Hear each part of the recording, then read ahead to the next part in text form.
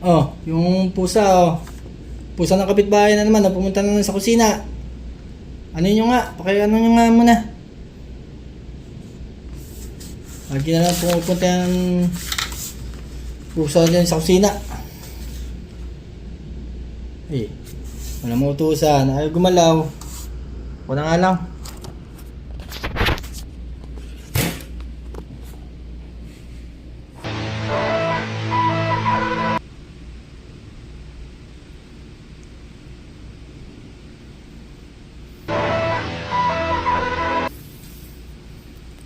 Huwag na lang, hayaan mo na lang. Sira na rin naman yung ulam na yun eh. Mapapanis na yun. Boss, paparehoming na namin yung pusa na yun. Sino kaya tatanggap? Ang lupit niya, boss.